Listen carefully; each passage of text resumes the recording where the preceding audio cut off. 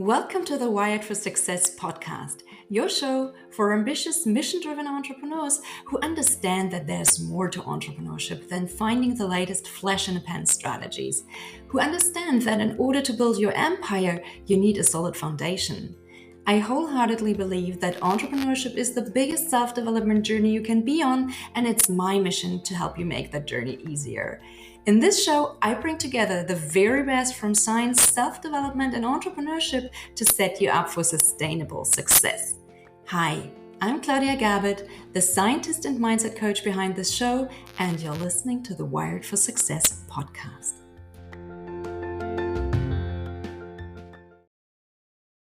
Hey everyone, and welcome back to a brand new episode of the Wired for Success podcast, where we talk about all things science, self-development, and entrepreneurship that help you get to that next level of success in your life and business. And today, I'm bringing you another exciting and brand new interview episode. My wonderful guest today is Jennifer Thornton. She's an executive coach and leadership educator who focuses on leveraging the neuroscience of the brain to drive optimal results. Jennifer has developed her expertise in talent strategy and leadership professional development over her 20-plus year career as an HR professional. And she has led international teams across Greater China, Mexico, the UK, and the US to expand into new markets, managing franchise retailers, and developing key strategic partnerships, all while exceeding business objectives and financial results. And well, those of you who listen to my podcast regularly know that I love neuroscience and I love coaching. So I'm really looking forward to my conversation with Jennifer today. So welcome, Jen, and thank you so much for being on my show today. Thank you for having me. It's going to be a great show. I'm sure it will be. So Jen, as I mentioned, you have started your career as an HR professional, and now you have a rapidly growing coaching and consulting business. Can you tell us what made you decide to become an entrepreneur? Was there a key moment that made you realize you could build something amazing on your own, or was it more of a gradual process that led you to start your own business? I think that it was kind of one of those moments in time, but it was a couple of little moments in a short period of time where I was like, what am I doing? And I will never forget, I was in Hong Kong, I was in the boardroom, a new executive came in the door and I had not met him physically yet. I'd only talked to him on the phone. And I remember him walking in and every bit of me was like, oh, I'm done. This is not going to work out anymore. Done. Like, out of here. Wow. And I mean, it was just this like total like body experience. Mm-hmm. And, prior to that, I had realized that what I was really good at and what I really enjoyed doing, I was getting in trouble for a lot.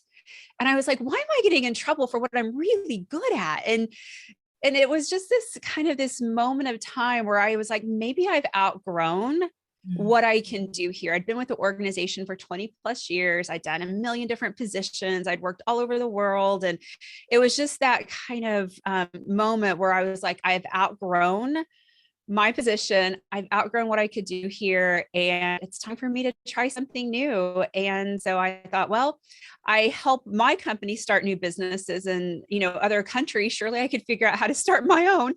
And so I threw out a shingle, and here I am today with a successful business. Oh, that's awesome. Love that.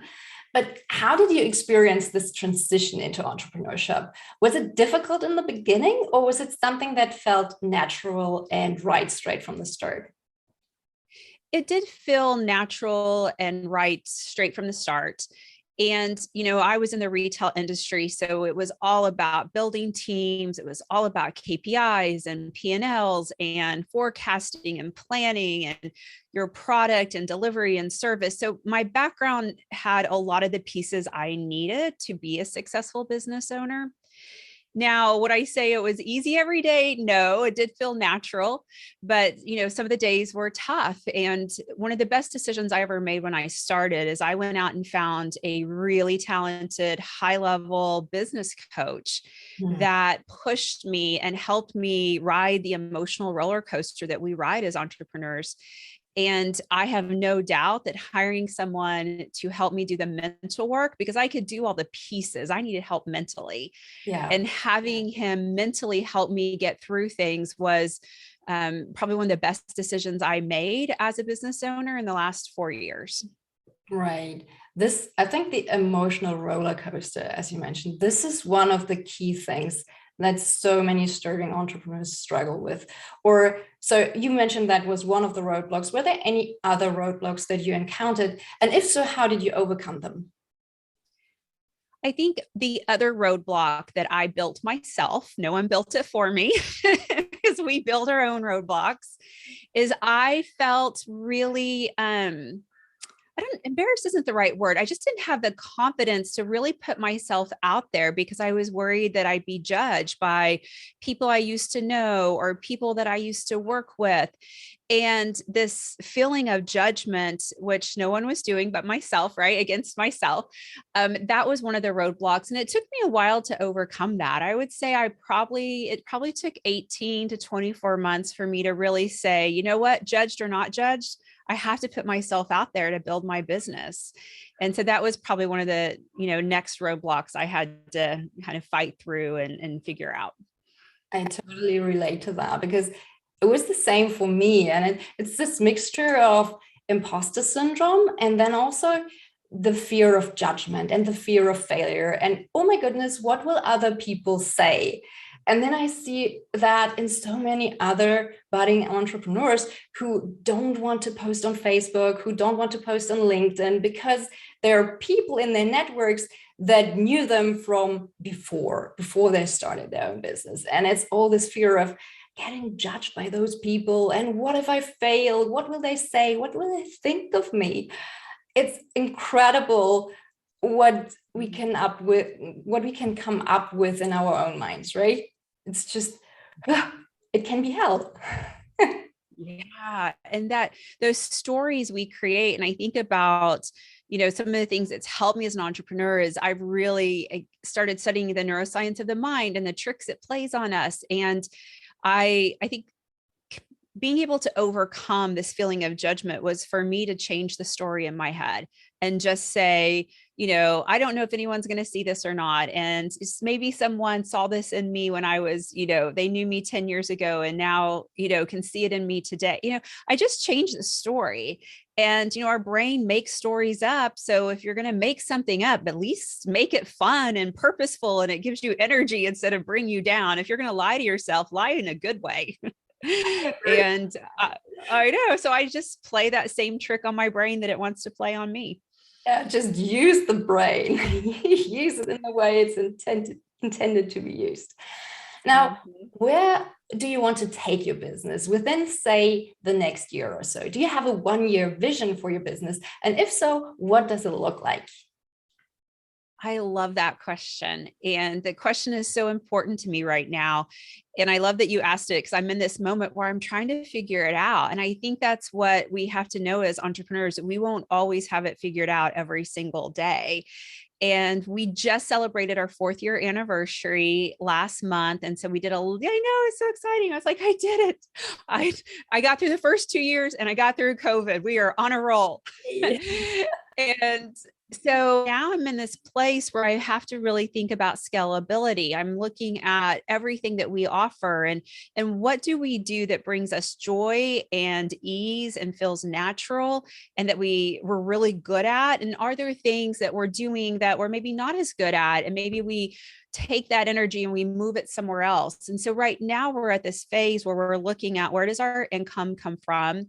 Where does our happiness and joy come from? What are we good at?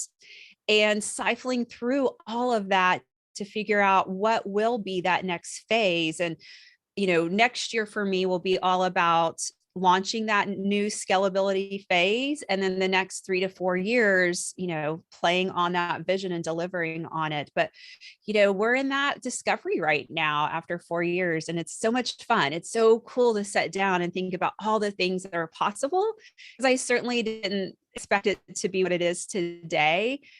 So this energy of, I didn't know it would be this great. So who knows how great it will be in another 4 years. It's given me a lot of energy.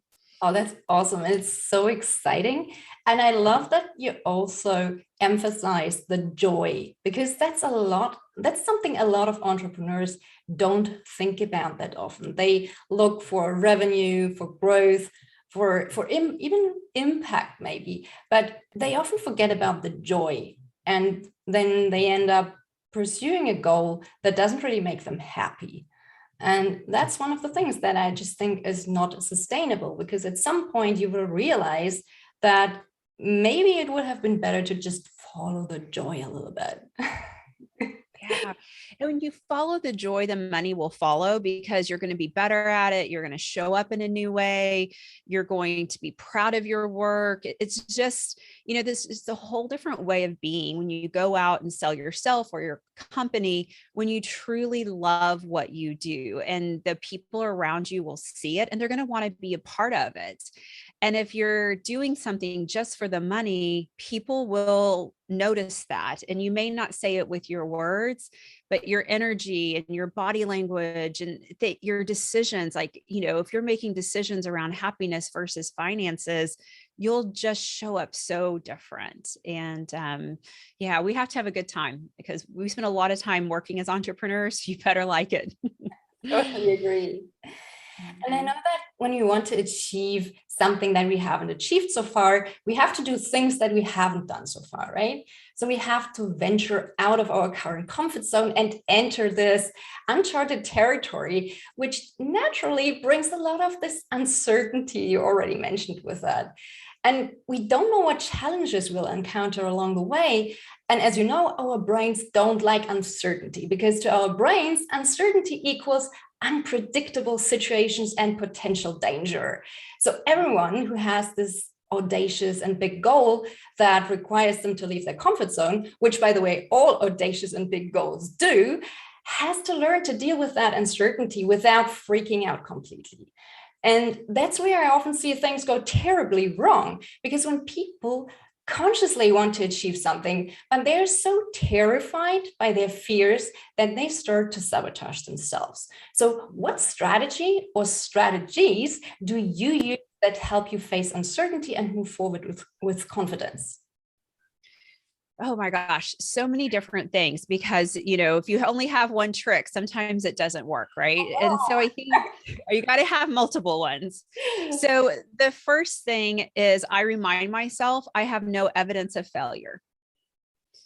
And when my brain's like, uh-oh, danger, don't do that, you could get hurt, judged, things could go wrong, I would just step back and say, I have no evidence of failure at this point. So why would I believe that there could be failure in the future? Mm-hmm. And even if we have evidence, because believe me, I failed and all of that stuff, but I'm still standing, I'm still alive, I've still learned a lot. And so I don't think of evidence necessarily as hard, cold facts and on a spreadsheet. I look at it as, I'm a better person today and I've grown, and doing things that don't work actually sometimes lead you to what you should do and what should work. And so all of that is evidence that I'll be okay. And so I use that, kind of angle. When that doesn't work, I always ask myself, what else could be true?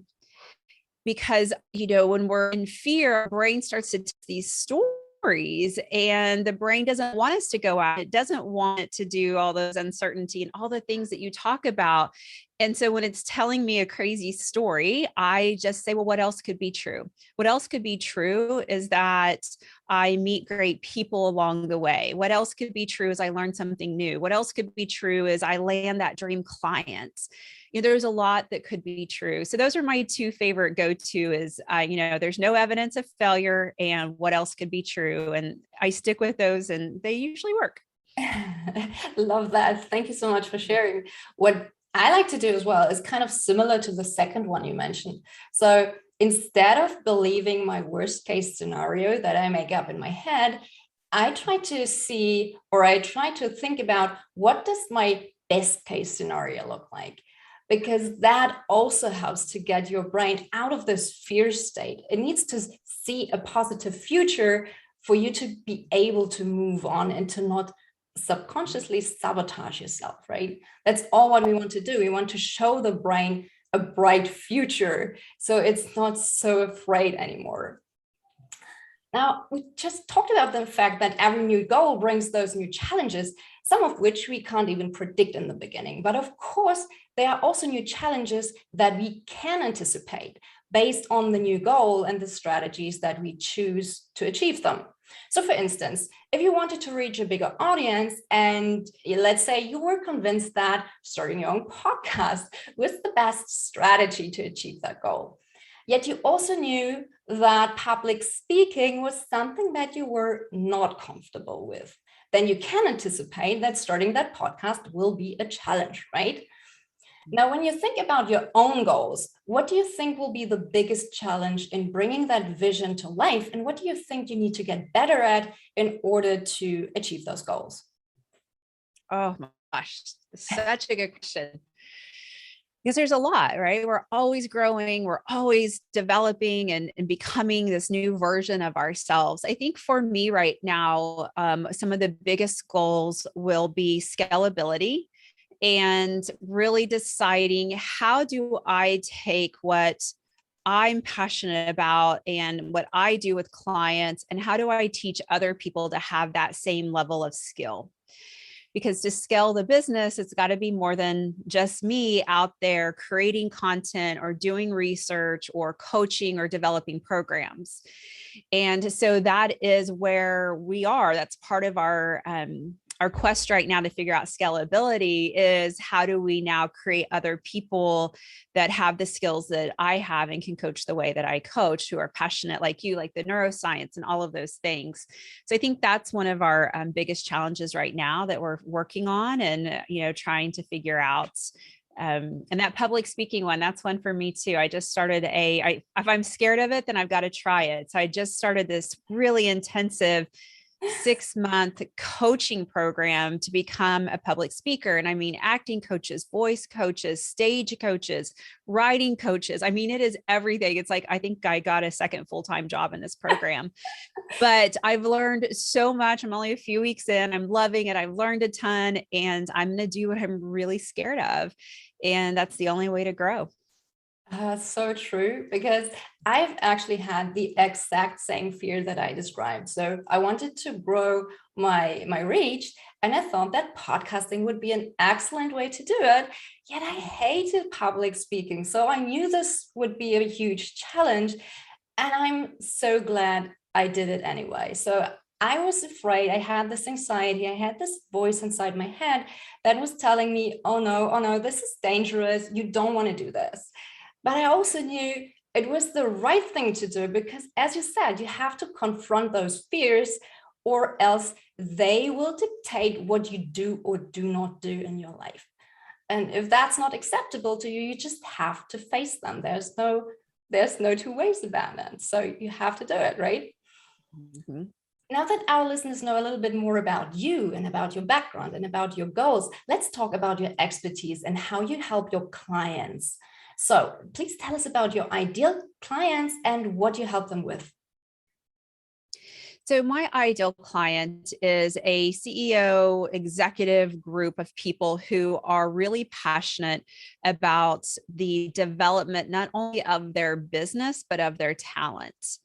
And we focus on talent strategies here at 304 Coaching, because everyone has a business strategy. Everyone has their business plan and it's locked down and they're showing it to investors or the market or, whoever's investing in their organization, but they never talk about how are we actually going to do this work?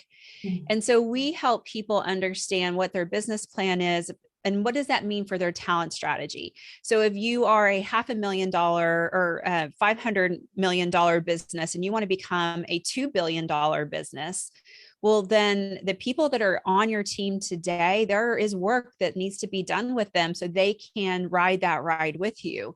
Too often our business outgrows our key players who help build it, and then they get exited out of the business because they can't keep up.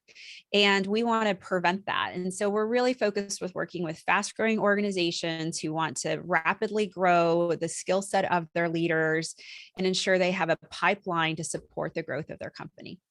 Love it. I love this person-focused approach that you're having there. And I know that one of the things that you talk about is psychological safety as the foundation of a positive company culture. Now, could you expand on that, why that's so important? Oh, psychological safety is so important in the workplace, and very few workplaces have it. Most workplaces talk about it. They say you can, you have it, but it's just not there. And a lot of the reason is our best practice leadership skills that we've all been taught were designed in the 50s, 60s, and 70s. And today's a little different. The world's a little different. How we work is a little different. And it was before we knew anything about the brain. And Mm, so a lot of how we are taught to lead is very fear-based. it is. And if we're managing through fear, we can't be innovative because we're losing access to the prefrontal cortex. The stuff you want, you're turning off through your language and the way you've been told to lead. And so that's why we have to start to understand the brain in the workplace to create that psychological safety. And when it's there, we have access to more innovation in our brain. We have access to better emotional control, better decision quality. We start telling the truth in the workplace, which is what I used to always get in trouble for, is truth telling in the workplace. And when you have an environment where people can really tell the truth about the business and the reasons why the business is doing well or not doing well, it's just incredible what can happen from a results standpoint, and from just every single person in the building feeling like they can contribute and they matter and their voice matters. And that's why I'm so passionate about psychological safety. I totally agree with everything you just said, because when people feel safe and when they feel valued, it brings out the best in them. While the opposite is also true. If they feel threatened and not appreciated, they will act in a way that reflects those hurt feelings. And that can get really ugly for everyone involved. And it's also not healthy on a physiological level, because the chronic stress keeps their bodies stuck in this constant fight or flight mode. And that is a leading cause for so many illnesses, from cancer to heart disease, and not to mention all the things like depression and anxiety disorders. And that's one of those examples that really show well how psychology and physiology, they work hand in hand. The way you think and feel absolutely impacts your physiology, and the other way around. And this is really a two-way street, and that's what people need to understand. And it might sound obvious when you talk about it in this context, yet there are so many type A entrepreneurs and executives who dismiss this connection and who suppress or disregard their feelings because they think that feelings don't matter, which simply is not true. They tell themselves to just suck it up and get on with it instead of addressing problems head on. And far too many people, they do this until they face a serious illness that forces them to take a break and change what they're doing. And I know, because this has happened to me too. And that's why I think it's so important to openly talk about it, so that maybe others won't have to go through the same experience. Anyhow, oh yeah, you were saying, sorry. Oh, I was just going to say that I agree with you so much. And I think that, one of the things I'm passionate about is creating better communities. And your comments really speak to that, because if you feel more confident at work, your health is better, how you treat the people you love in your home or around you is better. And therefore they go out and treat the world a little better. And I think that one of the reasons why so many communities struggle is because people are they don't feel good about themselves. They don't feel like they have purpose and they're contributing, and their stress has really impacted their mental health. And then that starts to create communities and damage communities too. Absolutely. So a negative company culture is really a toxic environment that we all should try to avoid. Now, what's your best advice for creating more trust and safety in the workplace? Language, and more language. You have to manage your language. When a word goes into our brain, we put our own experiences to it. Yes, the dictionary may give it a definition, but we put our own experiences to it. And so you have to be really careful around your language, and things that are really simple. So, say someone comes into your office or jumps on Zoom and tells you this great idea they've had, and you're like, that's the worst idea ever. Right. And you're like, I don't think that's going to work. And you could say to them, it's not going to work. No. And you can send them on their way. Or you could say, I don't see it, but change my mind. Right. Give them a challenge. Give them a challenge, but it also says, I don't see it, but I'm willing to learn from you. I'm willing to hear you. I'm willing to find maybe something in there that is really good. I'm not shutting you down. I'm not judging you. I'm open to learning from you. And then that changes everything. Because if you shut someone down a couple of times, over time, they're not going to come back and tell you things. And then you'd be like, you know what? She never gives me any good ideas anymore. Well, I wonder why. It's because you've not liked any of them and you haven't listened to them. But if you say, change my mind, then there may be something in there that's really good. And sometimes you might change your mind. They may have a great idea. You just weren't willing to see the whole truth around. True. We all have our blind spots. And sometimes we just can't see what the other person is seeing through the lens of their own experiences or from their own standpoint. So yes, definitely be open-minded, and not shutting someone down is a great strategy. Now, from your personal experience, what do you think are the top 3 most important leadership skills? So I think they are changing. I think that what we would have thought our leadership skills were even a couple of years ago, they're very different today. I think one of the top skills is continuous education and learning. When an executive is constantly trying to take in new information and learning, they are growing. But what they're also saying to everyone around them is, I don't have all the answers. I don't know it all. I'm learning. Learning's cool. So then everyone around you starts to take on this environment of learning. And I think that's incredibly important. I think another skill that we have not been comfortable with in the past that we have to get really comfortable with is leading people who do work where you have no idea how to do the work. Because things are changing too fast. If you were an expert at, IT security 5 years ago and you haven't been in the trenches, you've only been leading, guess what? You're no longer an expert. Things have changed too fast. And so you have to learn how to lead people that do work that you don't know how to do. And then with some of the changes in how people are working with the gig economy and people wanting to be more flexible, we hear everyone talk about flexible work environments, but I think we have to learn how to manage more experts and, how do you manage core employees, but then also knowing when do you need to bring an expert in as a consultant, and how do you manage a consultant and manage that information. And so I think those are 3 kind of, important skills that we're not necessarily talking about a lot right now, but are going to be critical as we start to move into the future. Totally agree. Those are great leadership skills for sure. Personally, if I had to pick just one to add, I think I would add self-awareness, which is probably one of the most important leadership skills, at least in my humble opinion, that you can have. And I love this quote by Matt Kahn, I don't know if you know it, who said, people can only meet you as deeply as they have met themselves. And I think this is so true. Because if we don't understand our own thought and behavior patterns, we project our issues, we project our fears and insecurities onto other people. And we also take other people's behavior personally because we don't understand why they behave the way they do. And that's why I think that self-awareness and understanding really what drives and motivates us, but also what drives and motivates others is so important for avoiding these unnecessary conflicts and miscommunications. And that's also why identifying those often subconscious patterns is one of the most important things that I help my clients with, because it not only results in those amazing personal breakthroughs, but it also allows them to become those confident and authentic leaders who don't need to lead with fear or by, pressuring people or threatening them, but they can lead from the heart.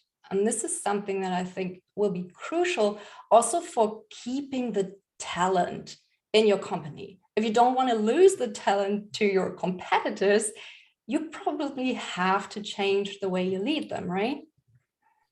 You do. And, different countries are in different places right now, but there's just a labor shortage when it comes to people skilled to do the jobs that we're looking for right now.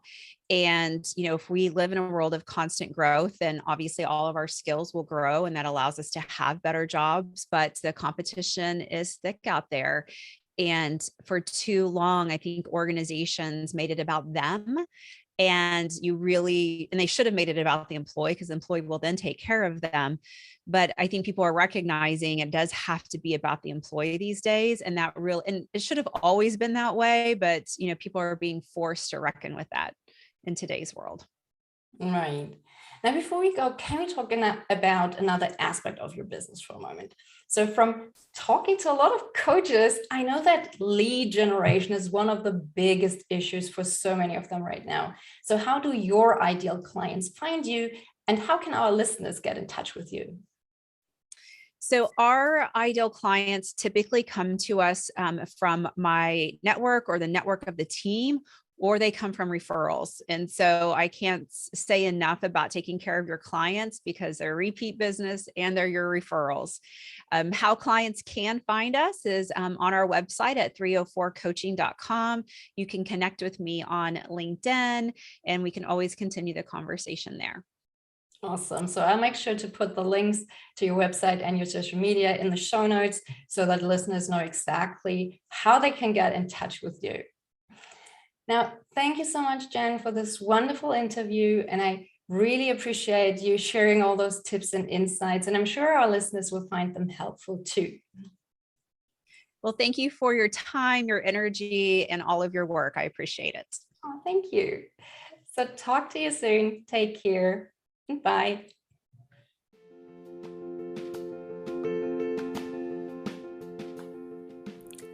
Thank you so much for listening to the Wired for Success podcast.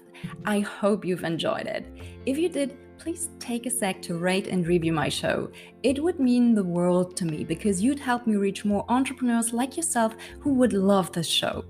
If you'd like to learn more about creating a widely successful business without sacrificing your health, relationships, or sanity, make sure to stick around and subscribe so you don't miss out on any future episodes. And why don't you help me spread the word and share this show with your friends?